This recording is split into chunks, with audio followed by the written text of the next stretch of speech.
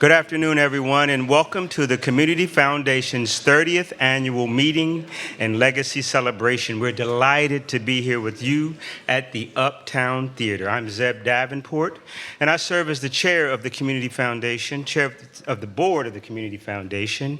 And I want to thank you all for being here. It's so wonderful to have so many such a generous group of community folks gathered here to celebrate with us tonight.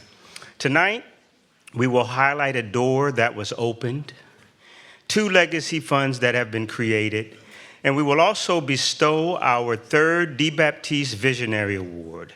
Then we'll close by summarizing what's ahead for the Community Foundation so that we can adjourn, and we were going to say 6 o'clock because I'm just saying, Karen,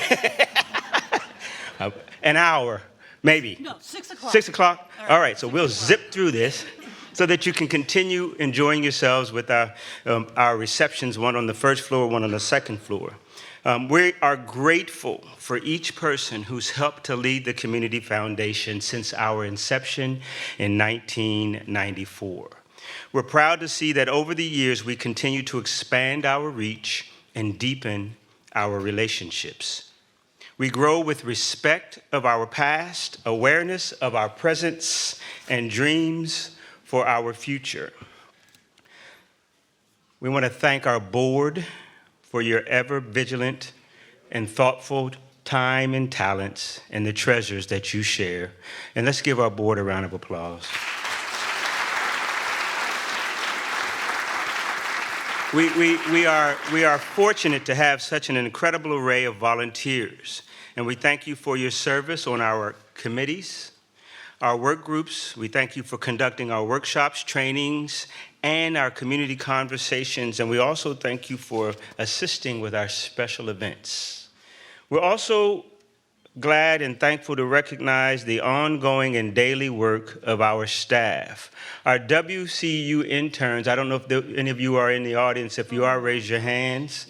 They're out in the aisle. They're out, okay. They keep us youthful and resilient. Our part-time outreach personnel who bring us wisdom and flexibility, and our full-time professional staff who not only keep the doors of the Lincoln Building open, but they also attend hundreds of meetings throughout Chester County. We'd like to thank and recognize the diligent work of our investment partners. Our investment committee carefully oversees our holdings in consultation with our chief investment officers at Hurdle Callahan. We also like to thank our medallion investment partners who invest customized, separately managed accounts. Thank you for your diligence and your vigilance. And now, I would like to welcome to the podium the president and CEO of the Community Foundation, Ms. Karen Simmons. Thank you, Zeb. Which way are you sitting? Oh, there you are. If you sit here, people can see you and you can see the slides. I'm not telling you what to do. I'd never do that, right, Your Honor? Never tell people what to do. Ooh, okay, so I am the CEO. Well, you can see why our board and volunteers and staff are so dedicated to our mission. We have the privilege of helping generous people make great grants to important causes they care about now and forever. This past year, over $4.6 million was granted to the community via 1,000 grant and scholarship awards. Now, we impacted a wide variety of fields of interest, including arts, culture and heritage, education and libraries, environment and animals, health, human services, and religion. And the fact is, we can't do this all by ourselves. At our Community Foundation, the majority of our grant and scholarship awards are recommended by you, those whose funds we hold in trust. People from all walks of life realize that you don't have to be a Rockefeller to have your own foundation and do some charitable good works. Over the years, over 400 individuals and families have created endowed legacy funds with the Community Foundation. And as kids, grandkids, and friends become involved, the charitable giving grows. Over this past year, 16, and as of last week, 17, thank you, you know who you are, new funds were created. This brings our total to 439 charitable funds held in trust. And grants from about 50 of our funds are now awarded annually via our grant panels. But the majority of our charitable funds are endowed, donor-advised funds, created by the families and individuals, you, who want to know more about the issues in the region and make great grants throughout the United States. Our field of interest funds focus on a specific geographic region or a field of interest. And then our nonprofit endowment funds help us benefit a specific nonprofit, not just for now, but forever. And of course, the ever popular scholarship funds help with the costs of education. You create these funds and you determine where you want to award the grants and the scholarships. And we at the Community Foundation are honored to be able to help you with your strategic philanthropy. Now, not only do people donate to their legacy funds when they're alive, many people also make arrangements to donate to their legacy funds when they truly have no more need for their earthly possessions. And if you've been pondering what kind of arrangements to make for that time when money will no longer be of any use to you, simply make a planned gift commitment and you'll live a long, happy life. And just remember, where there's a will, there's a way. Now, we are proud to spotlight 2 decades of door openers, and many of you are in this room tonight. If you have questions about plan giving, estate plan giving, and estate planning, you might want to speak confidentially with our staff. And how about with an estate planner who has received our door opener?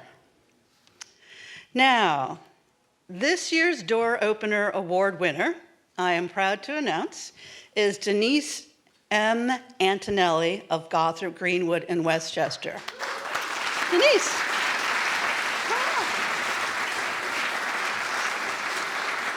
Thank you. Come on over. Thank you. Zeb. Yes. You think you can reach that award way over there? That was my cue that I was supposed to get up when she came on stage. You don't have to tell all my secrets. Mr. Amar. Oh, We well. improvise. Okay. Well, okay, so in keeping with Denise's wishes as well as the client's wishes, we're only going to say a little bit. But really, most importantly, thank you for opening the door in a huge way for Legacy Philanthropy. My pleasure. Thank you, Karen. Huge. Now, the fact is, let me tell you a little bit of the story. Denise introduced the Community Foundation concept to a long-standing Gawthrop Greenwood client. But it was over a quarter of a century ago that client actually started to initially work with, here's a good old name, J. Stoddard Hayes, Esquire. Who remembers Todd Hayes? Yeah. And do you know where he is now? In Maryland, right? Horsing around in Maryland? A gentleman farmer, retired to Maryland. So when Todd and Sophie retired to Maryland, Denise took on that part of the client relationship. As the client explored ways to make a lasting regional charitable impact, the Community Foundation was one of the many options considered and ultimately chosen. And so this is for a lifetime donation as well as a planned gift. Now, as Gawthrop Greenwood celebrates 120 years of services to the community, 120 years, we are grateful that the firm's estate planning team really keeps the Community Foundation option in mind. So we want to thank you for opening the doors to Community Legacy Philanthropy. Now, Denise, it is now Zeb's turn to present you officially with the Door Opener Award, and would you like to say a few words? Yes, I would. Thank you, Karen. Thank you. Good afternoon, everyone. My thanks to Dr. Davenport, Karen Simmons, and everyone at the Community Foundation for this award. As Karen said, Gawthrop Greenwood has long been a supporter of and been supported by the Community Foundation. I am honored to be just the latest in a line of Gawthrop Greenwood lawyers to serve on the foundation board. As such, I share this award with my Gawthrop Greenwood colleagues. But more importantly, I share it with the individual who established such a generous legacy fund with the foundation and the hundreds of other donors who have chosen the Community Foundation as the vehicle to help them realize their charitable goals. It is a community that I'm proud to be a part of. Thank you. Can you keep that for the record? Thank you. And now Denise gets to relax and enjoy the rest of the show.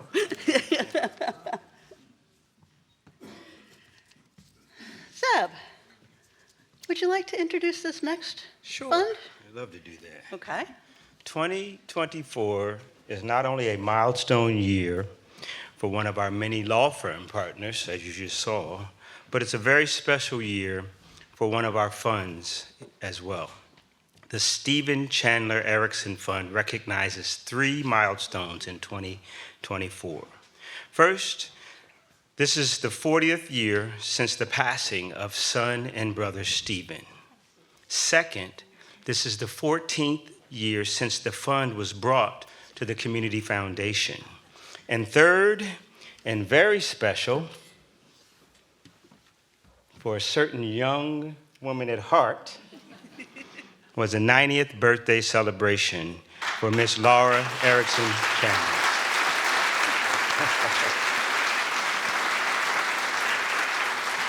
And here with me today is Stephen's mother, Mrs. Laura Ericson Chandler, and his sister, Cynthia Ericson, and Cynthia's husband, Gary Beideman. Now, Gary's not talking, but I'd like to turn the mic over to Cynthia to say a few words. Okay, thank you. Okay. Good evening.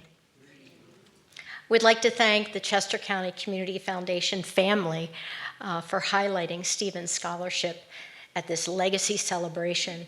We are humbled, honored, and blessed to be in the company of all these wonderful individuals and organizations and families.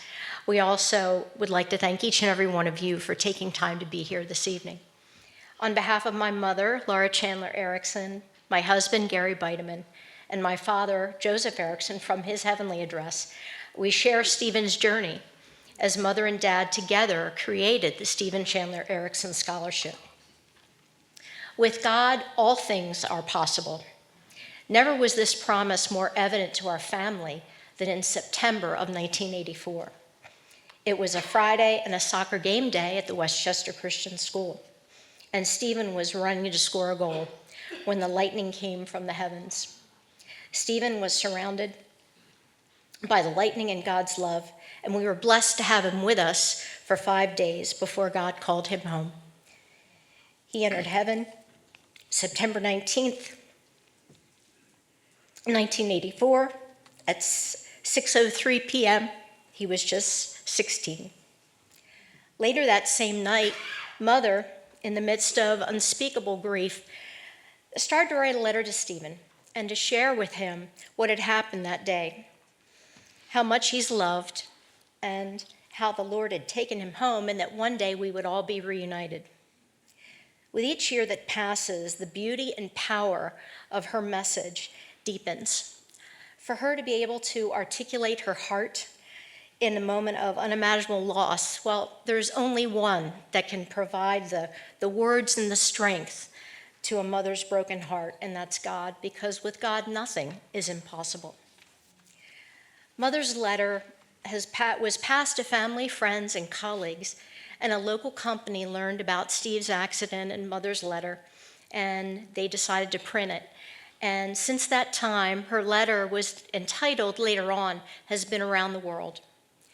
For the first 15 years, since Stephen's passing, every month Mother and Dad received calls and letters from people letting them know that they had read later on and shared how it had transformed their life.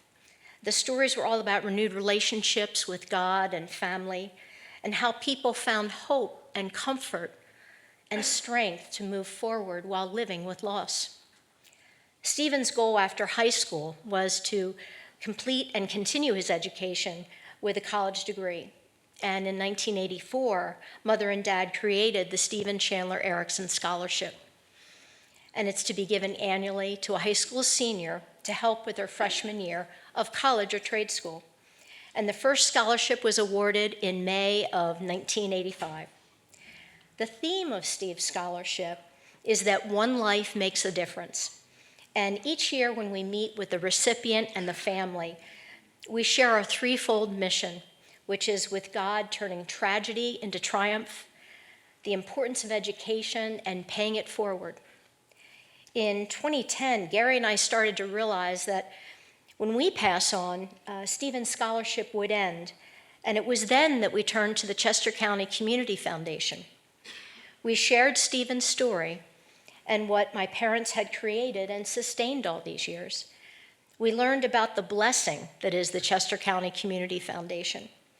We learned about ordinary people doing extraordinary things, reaching those without a voice.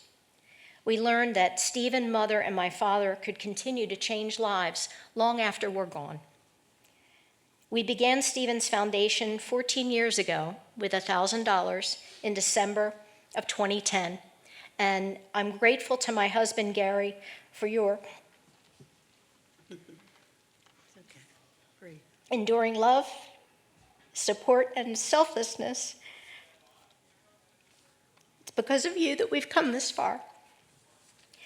In 2017, we began a sponsorship program, and it has been a wonderful experience working together with friends, family, and colleagues. And this year, we had 26 sponsors, and we are so grateful to each one of them for their generosity. The 2024 scholarship was a record $14,000. And Vedant Bedekar from Henderson High School was our recipient, and he's studying at the Georgia Institute of Technology, majoring in aerospace engineering. Yes, yes.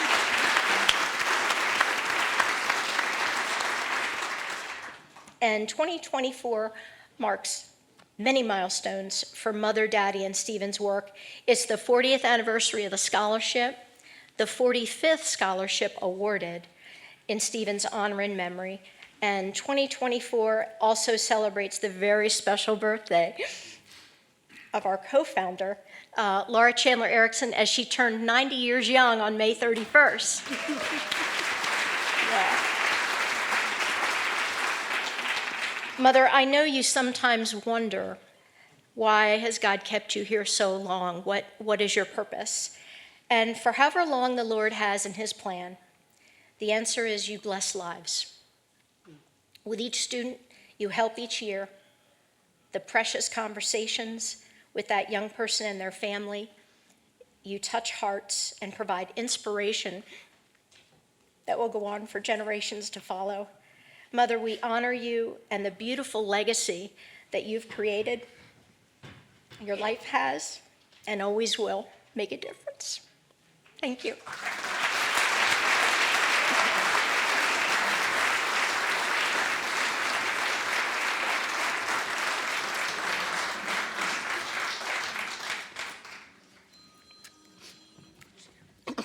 Thank you.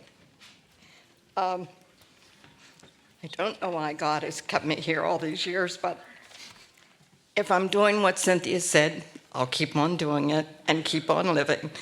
You know, I once was told it takes a village to raise a child. Well, I don't know about that. But I do know, and I can definitely assure you that it does take a village to raise a scholarship every single year. You folks are our village, and I thank you for all of the contributions and all of the help that you have given us over the years.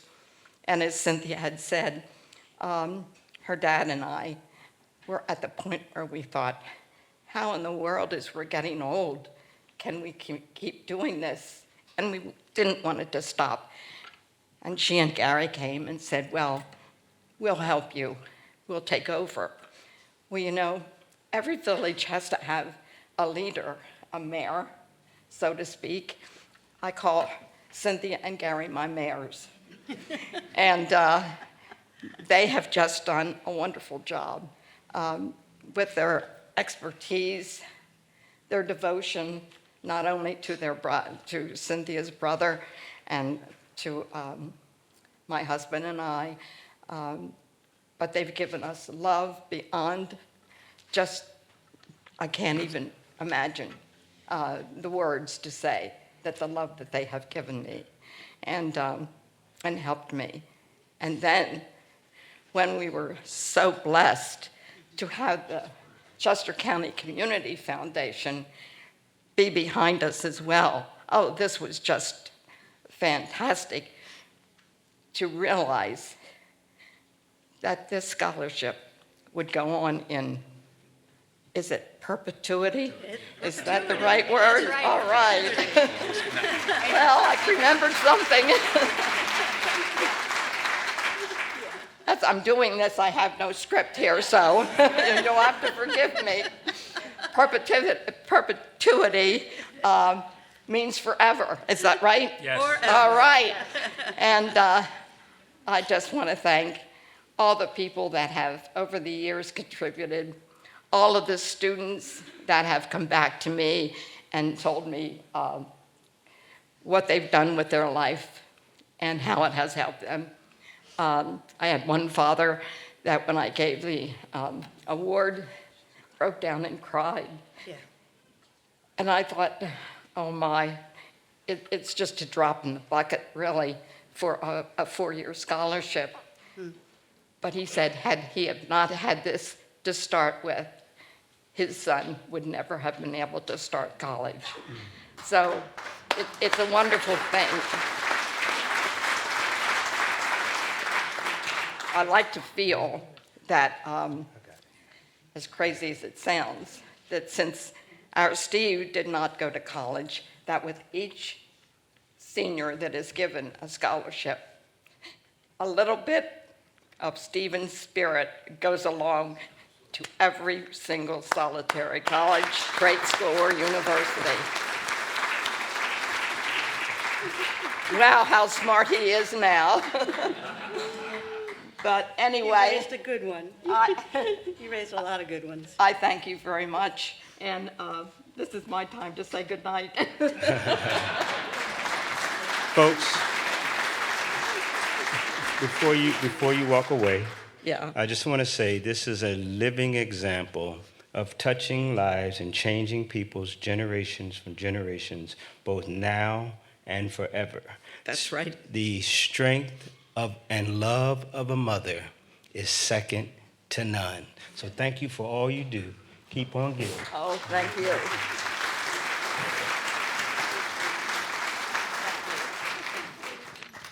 Let's give them another round of applause.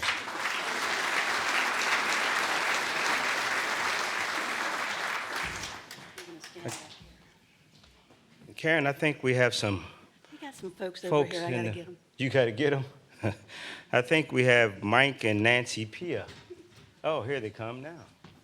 It's very nice and crowded up here, isn't it? Yeah. Cozy, cozy. All right. So thank you for joining us. And I got to take a breath after that. Thanks, Sid. Thanks, Mom. Thanks, Gary. All right. Mike and Nancy Pia. You think that picture's big enough? And the family? Can I talk about you for a few minutes? Sure. Okay. So, born and raised in Chester County, Mike and Nancy Pia have a life filled with love. Since high school, I hear, kind of, right? In their early years together, while Mike was growing the family mushroom business, Nancy was busy raising 4 children within 5 years, born together, while starting a children's educational toy and clothing mail order business. She showed me the catalog of all the kids' pictures in there too, thank you. And they've always, from the earliest days, focused on enhancing the lives of children and making a positive impact on families of all kinds. Now, as a former teacher, an artist, and a published author, Nancy was instrumental in starting the YMCA of Kennett, where I go, the Montessori school. And I see those kids running in there every day with great joy, so thank you. She also created the Living Kindness program that was implemented in several local schools. Mike has spent his entire career in the family mushroom farming business, South Mill Champs, one of the top 3 producers in all of North America.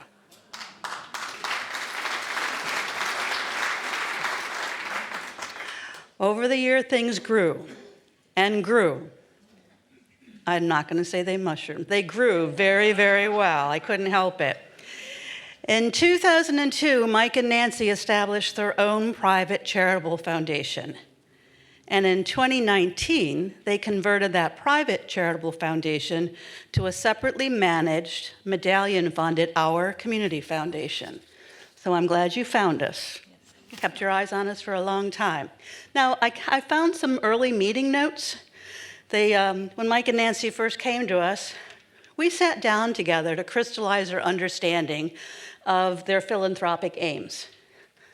A guiding belief of Mike and Nancy is that all children deserve a life of physical and emotional well-being, education, poverty alleviation, healthy food, safe, affordable housing, and holistic health care are key. So let me talk about, over the past 5 years, you can see that Mike and Nancy have really maintained their focus when you look at the intentional, generous gifts that time and money can be felt regionally for causes in southern Chester County and northern Delaware. So here's the graph that allocates their generosity, but let me show you the faces. Now, the PIA's motto is simple, yet sometimes difficult. It's lead with your heart. Lead with your heart. That's what Mike and Nancy did when their grant to Knauer Children's Hospital in Wilmington created 2 NICU twin rooms. And I love the fact that it's not 1 NICU room for 2 twins, it's 2 NICU rooms for twins, twin rooms. Twins grow in the family, I guess, there. Plus, they also, and this is a new one for me, so if I say this wrong or describe it wrong, please correct me, the ECMO transport. They funded an ECMO transport, and it's a life support unit that allows a child's heart and lungs to get help during the transport to Nemours by helicopter, airplane, or ambulance. So that ECMO transport, Nemours is the only regional hospital to provide the advanced pediatric ECMO transport. And thereby it allows them to extend their reach to children throughout the region who need critical care hundreds of miles away. Small, giving with your heart. Lead with your heart. That's what Nancy and Mike did when they found out that the Chester County Food Bank needed a new refrigerated delivery truck. Not just a little truck, a refrigerated delivery truck. They readily donated funds to purchase a new truck for the Fresh to You mobile market. Do you see it driving around? Yep, I do too. And it delivers nutritious food to the food banks, the feeding pantries, the feeding sites, and of course, hungry families to get that food.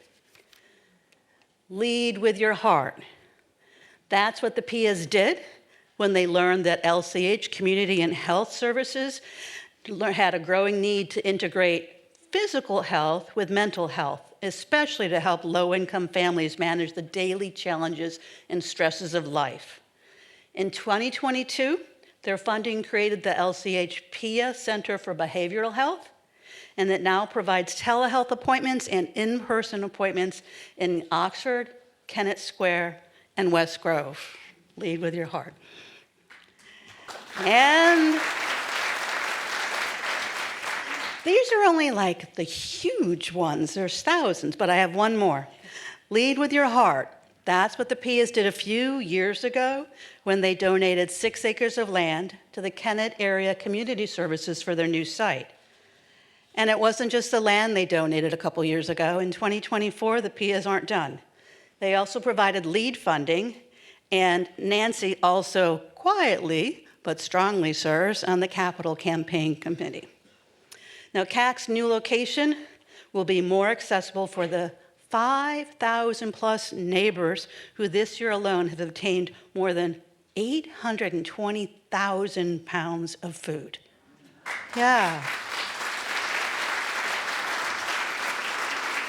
Now, that's at the current small location, all right? So this new location will have more space for deliveries, inventory, volunteers, staff, and community engagement. The site will be large enough so that other nonprofit satellite locations can be there, so people can come and access a full circle of care. But no, the capital campaign is now underway. It is not finished, and donations are greatly desired. Did you hear that? Donations are greatly desired. Yeah. Oh, is that CAC's over there? Just throw your money right there. There you go. Donations are greatly desired because it takes a community to care for our community. So those are 4 of the many, many differences the PIA's grant making has made over the last several years. And with the PIA family, community service is a family affair. Giving time and money are both important, and the next generation of PIAs are following in Mike and Nancy's footsteps, but leading their own way.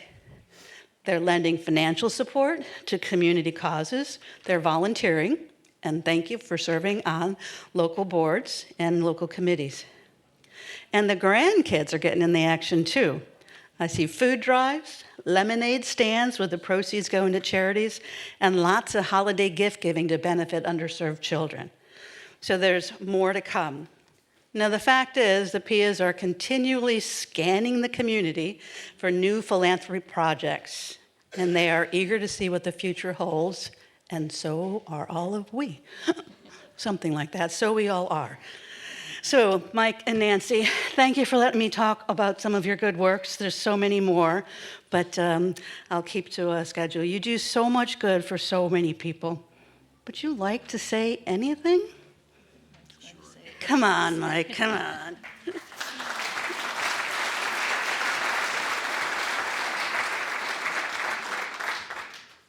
Thanks, Karen. I appreciate that.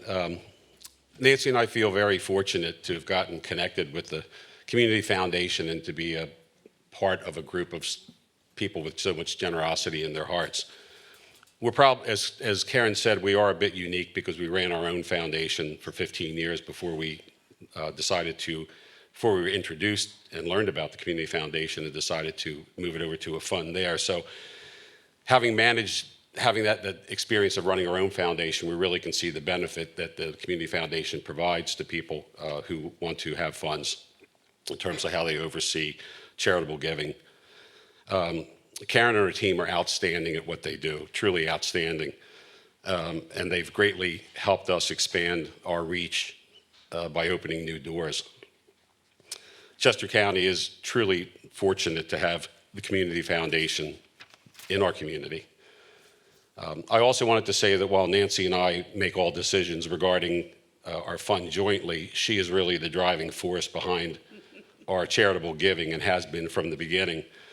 It was actually her idea over 20 years ago to establish our own foundation, and she continues to do the vast majority of the work related to our fund, not only seeking out and closely interacting with organizations that we support, but also developing, implementing new programs centered around the areas that are meaningful to us. So she definitely carries most of the load. So anyway, thanks again, Karen, and thank you for honoring us, and thank your entire staff for doing everything you do to support us in our philanthropic mission. Thank you. Thank you.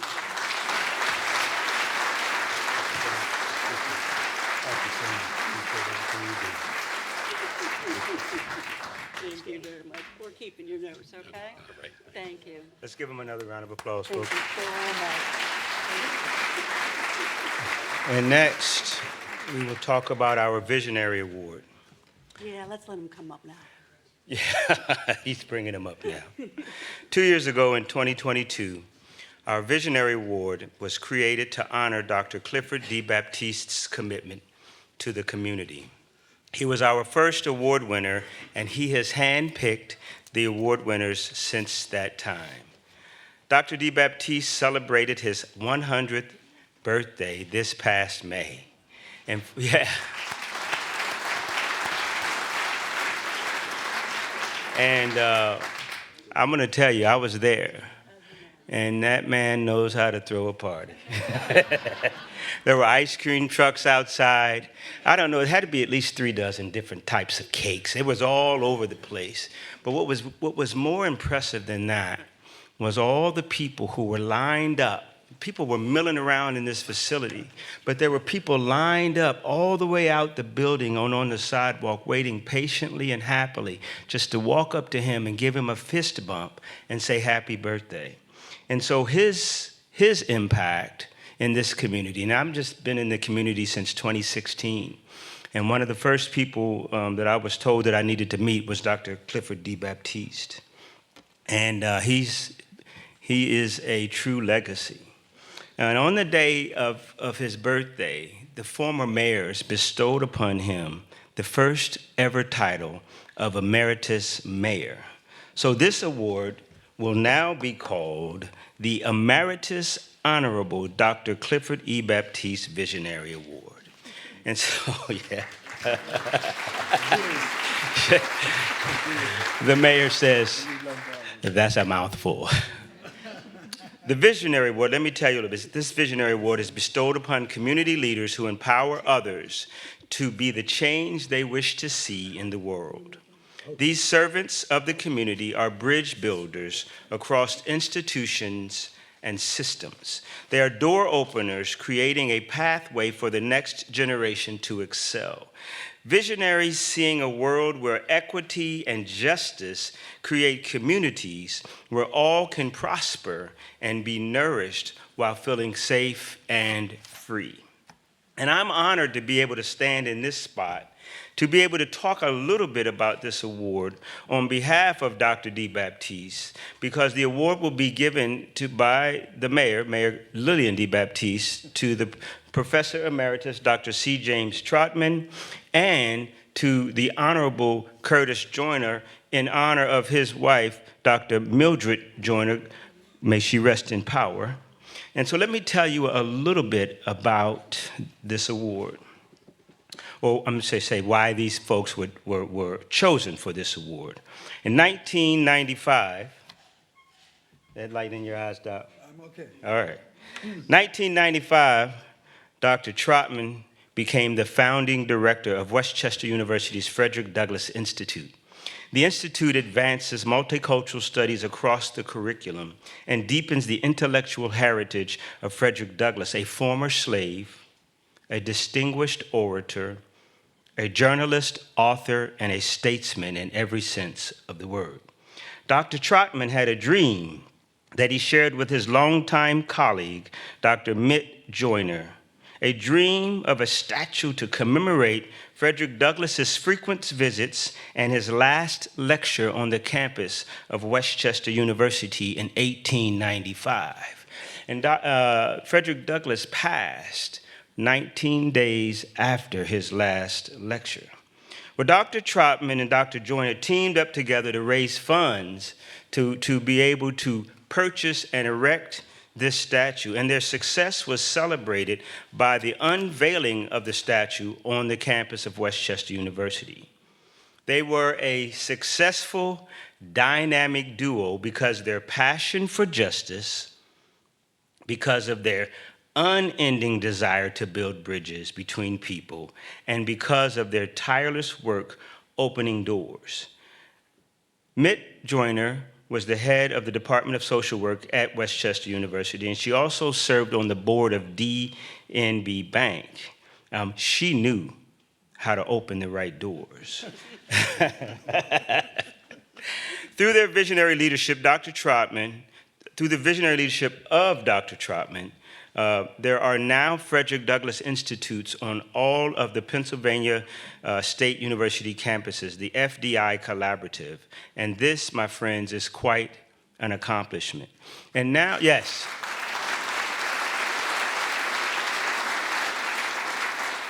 And now I would like to invite to the microphone the Honorable Mayor, Mayor Lillian DeBaptiste, to say a few words and present the awards on behalf of your dad, Dr. Clifford E. DeBaptiste. Emeritus. Emeritus. Emeritus.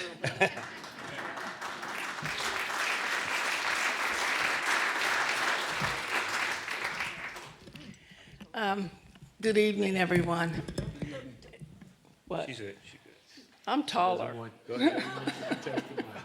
Didn't want me to touch the mic, huh? I'm sorry. It's George. He'll get you. Yeah. I'm taller than y'all. What can I say? It is an honor to stand here for my father, Dr. Clifford E. DeBaptiste, and present this award. Boy, I don't know about you, but it's felt really emotional seeing the Ericson family up here and talking and seeing my friend Joyner on the screen, and just hearing the wonderful stories of power that each of you bring into this room has been just an emotional evening for me. But I am pleased to present this award because when Dr. Trotman and Dr. Joyner, as she was lovingly called, Mitt, everyone knew her as Mitt, even though her name was Mildred, came to my dad with their idea. It was like a 1-2 punch. He didn't realize it, but he was dead in the water. He was gone. And whatever they said that they wanted, he was like, here you go. And that's probably the first time and the last time that's ever happened in the 100-year history of his life. But the power that the two of them bring, it reminds me of, in Dr. Trotman's own words, what he said during the bicentennial, because he was part of that. He was second vice president, so he's given to this community for many years during the bicentennial years. And he came up with the theme when he said, celebrating our past and building our future. And that's what he and Mitt have always done. And that's what the Frederick Douglass statue represents, because by putting that statue there, they really were visionaries, because they did celebrate the past that is Westchester's for all of us to enjoy, and yet they're building on the future.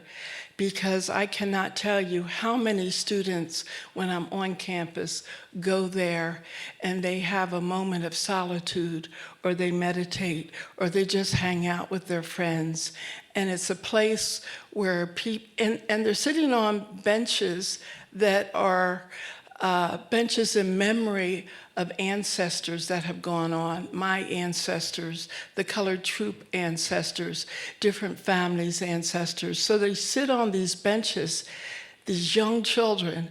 To me, they're children, they're 19 and 20, but they're still carving away for their future. And they're thinking about who they want to be, what their future will look like as they sit on these benches that represent the past. And even though my father has always been such a visionary in all his life, sometimes I think his hand, God's hand, is just right on his shoulder, and his hand is right in God's, because he always does everything with prayer first. And that's how he leads, with prayer and humanity, and seeing the humanity in each and every one of us. And because of that vision, he captured and saw their vision. And I don't know, but I think they did, because Mitt was pretty smart. I mean, Curtis might be the retired judge, but Mitt was the brains.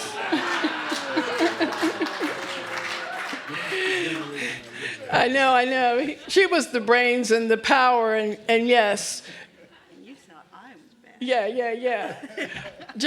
The federal Judge Joyner, but he knew where his bread was buttered. And so does Dr. Trotman, because Miss Anita Trotman here is no joke. She keeps him on track. So that goes to my point. They were visionaries because they had a sense of the destiny that this statue would bring not only to the university, but to all those who stop by, if only for a moment. And for that, I know that I'm very proud, I'm very grateful. And when I go by and see those listed community members that collaborated and saw the vision also, it feels very embracing because they came from all parts of the county to be a part of the statue. It just didn't come from this pocket or this pocket. It came from the entire community. And for that, I'm thankful. And I'm thankful for the vision of Miss Joyner. When you look at that photo of her, you can feel the power. Can't you? Was that just me? No, that's beautiful. Yeah, can you feel the power? Yeah. And as I walked in the room and looked up and saw that picture, I just could feel the power.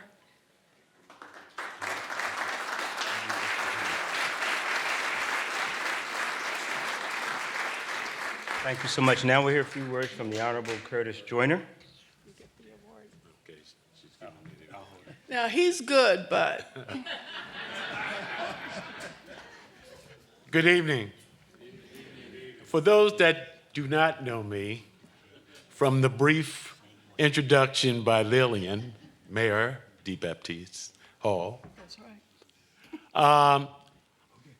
I was a common police court judge in Chester County back in '92, and I spent about 5 years there, and I was appointed by President Herbert Walker Bush to sit in the federal court in Philadelphia.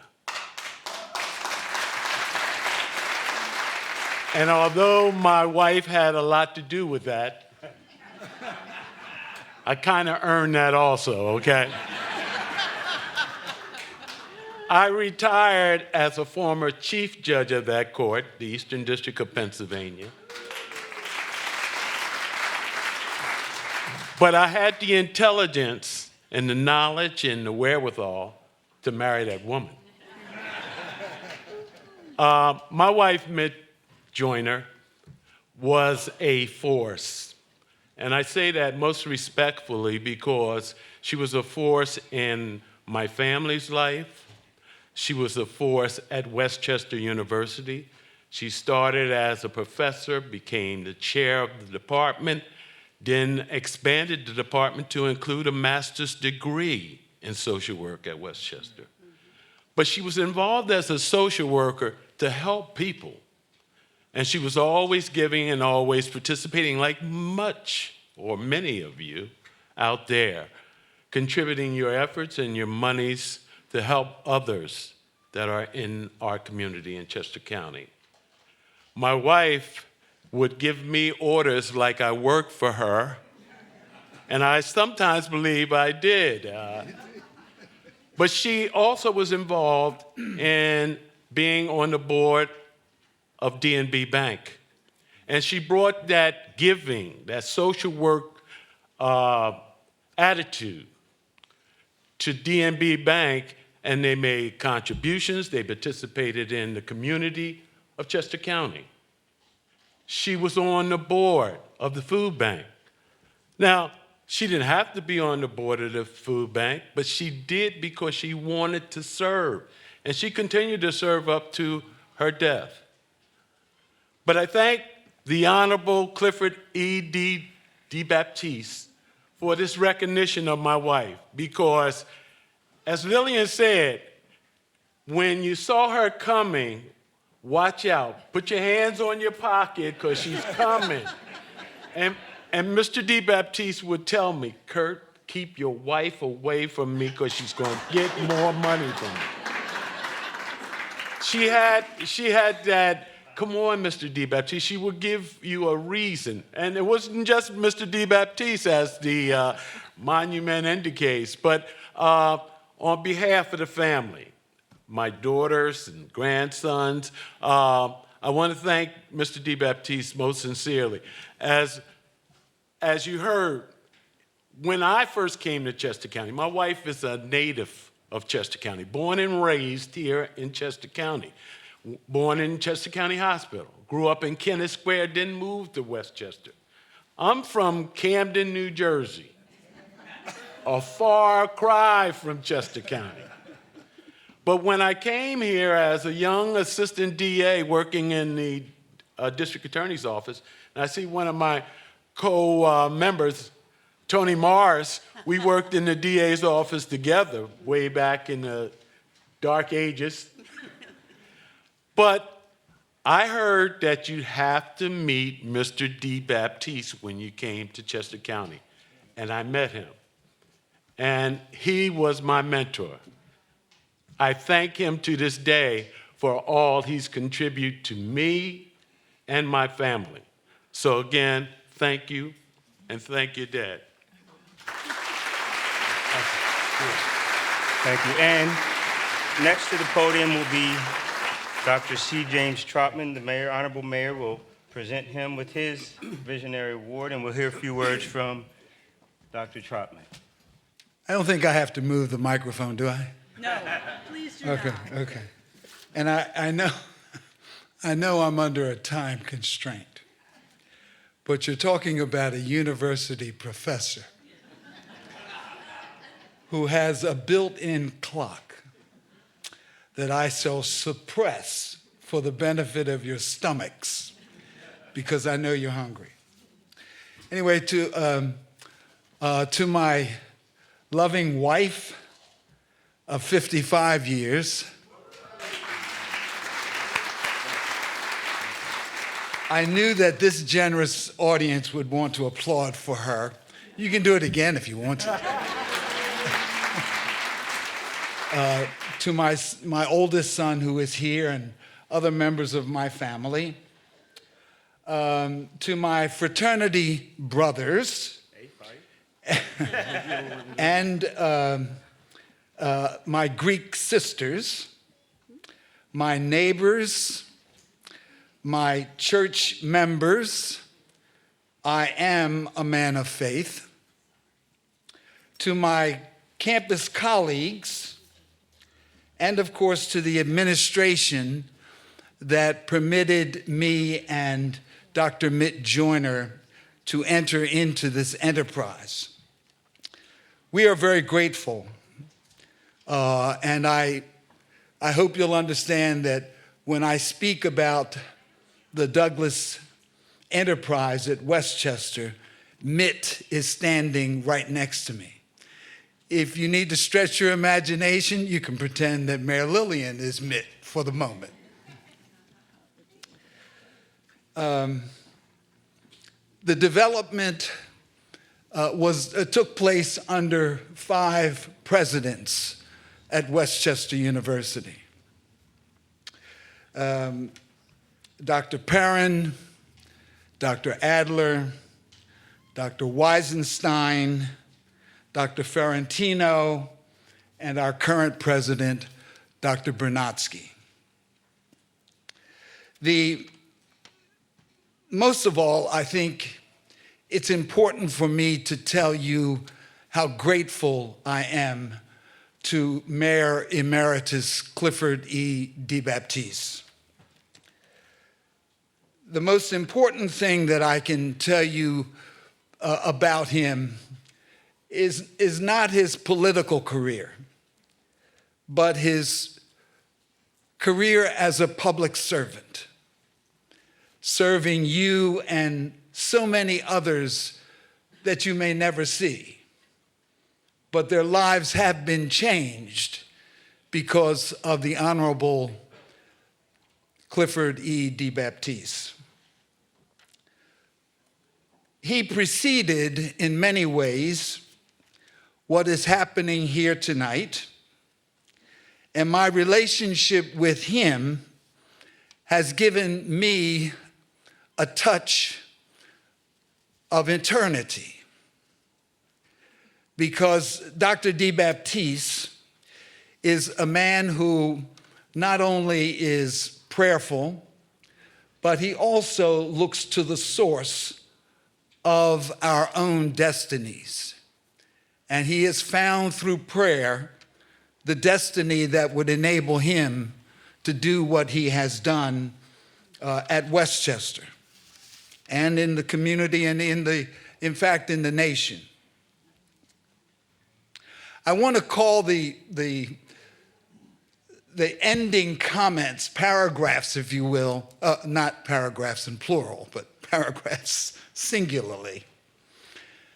I want to call your attention to two themes that have emerged from my life in the Douglas enterprise.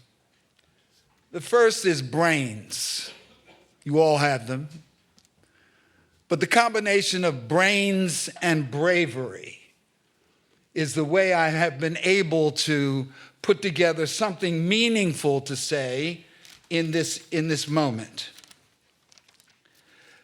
The first thing I want to point out to you is that Frederick Douglass belongs to Westchester, but his life and legacy belong to the world. The people of Ireland this year in Belfast just dedicated a statue to Mr. Douglass. Not only because he was there, Douglass was very mercurial. He was all over the place. But because they respected what he had to say about his freedom and their freedom when he was there in 1847, 1848. What I want you to understand about all of this is that if you have not seen the statue, let me encourage you to do so with your families, friends, relatives, people who stop in to see you in beautiful Chester County, but also because Douglass is more than just a classy speaker. He was more than just a slave. He was somebody who was touched by the glory. And by that glory, I mean he was someone who was anointed to serve not just the United States, which he did so well, but to serve the world. I think it's also important for you to remember that Douglass, for his own generation, came to the DeBaptiste family through this vehicle of prophecy. And by prophecy, I'm talking about a deeper insight than any of us can begin to imagine, because it comes from the unseen, the invisible, but the tangibility of our sovereign. And what the DeBaptiste family has done both is a motion of spiraling momentum for acts of generosity, but they also call upon you, as I call upon you, to be brave and to be bold about your gifts. Because being brave is what distinguishes not only the Honorable DeBaptiste and Frederick Douglass, but it is a way of enriching our own lives. The braver we are in servicing our community, the braver we are within ourselves and in helping those who can't help themselves. Finally, I want to make it very clear that the message to you tonight is to use this moment as an opportunity to do what Mr. Douglass loved to do, and I know Dr. DeBaptiste feels the same way.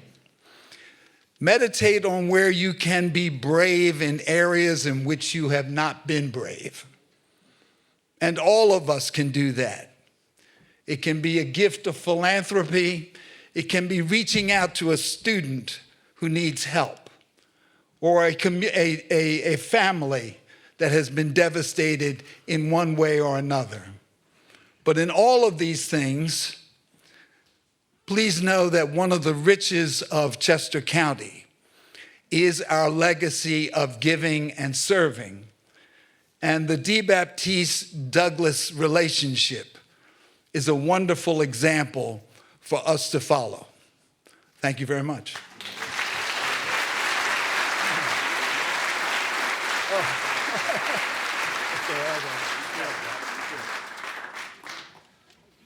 The whole idea of justice and strength and liberty is huge, and to be strong. So how about we take this home and talk about our last topic that is separating us between drinks and generosity of other folks around you. I'd like to talk with you about America 250 Chester County. So as we've spotlighted the various funds we hold in trust, we have one initiative that we're working on that's about legacies. It's about liberty and justice for all, and it's about we the people. And the fact is, we the people is so important that I want to be able to show you the video that we produced about 250 is coming. So can we take it away? The 250th celebration of the signing of the Declaration of Independence is upon us. We need to spread the word. Here, here. Actually, here, and here. How are we going to do that? We're going to go all through Chester County with this. We're going to hit the streets. Huzzah!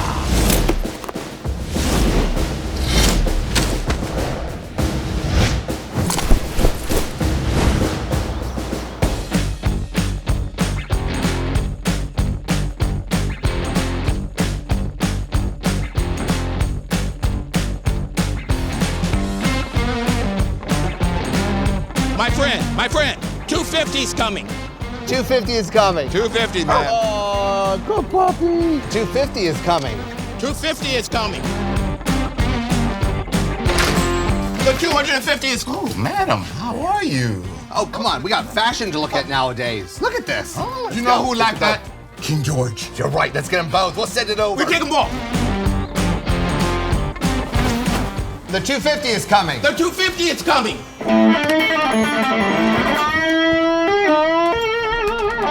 250's coming.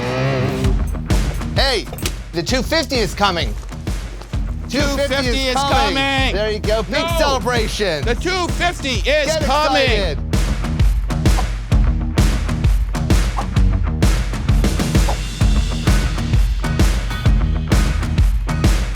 Chester County 250's coming. All right. Blow the horn.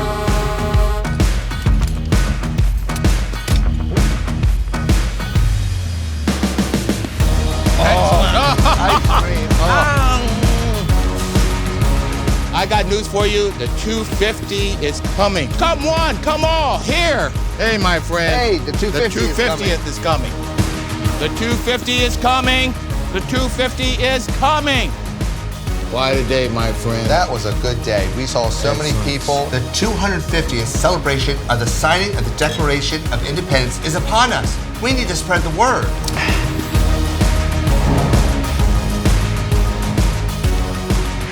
250 is coming. Join us as we journey together to 2026. Can I take 2 minutes to tell you what 250 is about? I'm surrounded by our favorite reenactors who you met on the way in, I hope. So thank you, Chris, to Tailor Made Media for helping us spread the word about 250 and for making that video, and for everybody who did a cameo appearance. We appreciate that as well. So that video tends to get a lot of play and a lot of likes. So 250 is coming. 250 reminds us that it's a time to better understand our nation's founding principles. The declaration that we signed in 1776 about our unalienable rights of life, liberty, and the pursuit of happiness, and the enshrined liberties in our Bill of Rights and the Constitution. Freedom of speech, freedom of assembly, freedom of the press, freedom of petition. 250 is time to celebrate the precious opportunity with the American spirit. And here in Chester County, we have hundreds and hundreds of heritage sites and thousands of committee gatherings annually. Throughout 2026, in just a year and another couple of months, we urge everybody to help us throughout Chester County highlight how Chester County participated in the founding of our nation, and even just as not, if more importantly, our continuing journey to build a more perfect union for all. The rich history of Chester County reflects itself through our agricultural bounty, iron, steel, and industry, the campaign to capture Philadelphia, the turning point in the American Revolution from Brandywine to Valley Forge, and then the unfinished business of the path to freedom. 2026 is the beginning of a legacy that will last forever. So please help us spread the word that 250 is coming. Spread the word, join our email list, Zoom in, get together to find out what more you can do throughout 250. And the fact is, at the Community Foundation, we're helping to manage this initiative, but we're also helping to make sure that you know, if you have a fund with the Community Foundation, you'll see more grants from heritage, arts, culture groups wanting to do more celebrations and commemorations throughout 250, more capacity building to get ready, education with a focus on civics, history, and current events, and heritage preservation. For our fundraising funds, if you're going to have a run or a marathon or an event throughout 250 in 2026, please make it be red, white, and blue. All right? And we're even thinking sweet charities, red, white, and blue desserts will taste a lot better than the food they ate in 1776, just saying. And many of you have joined in on our community conversations. We're focusing on liberty and justice for all, life, liberty, and the pursuit of happiness for all. So those are the things that we're doing throughout 250 through 2026, and we join everybody to help spread the word. Can I have a huzzah for that? Huzzah! A louder? Huzzah! Huzzah! So Zeb, would you like to take this home so that people can have their next round? Yes. So folks, we'd like to invite you to join our Zooms monthly for our community conversations on social justice topics that build a greater understanding and involvement of the importance of being involved in community issues.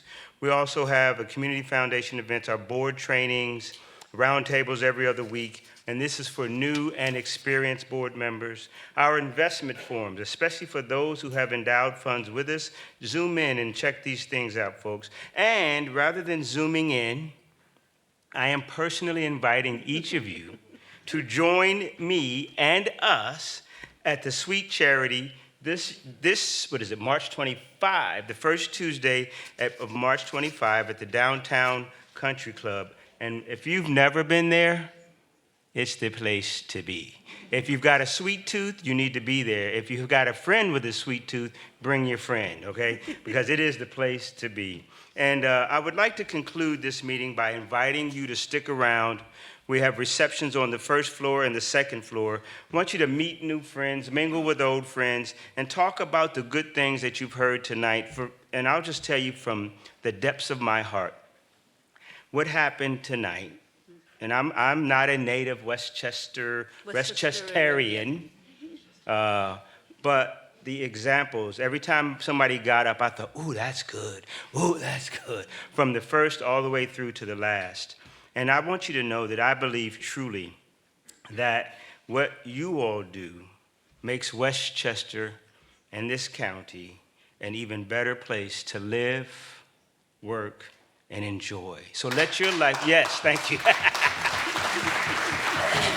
Yeah. Let your life and legacy make a difference from both now and forever. Go out there and have some food and fellowship. I'll be out and see you in just a moment. Thank you so much. Huzzah. Karen, thank you so much. Thank you. Great job. We had to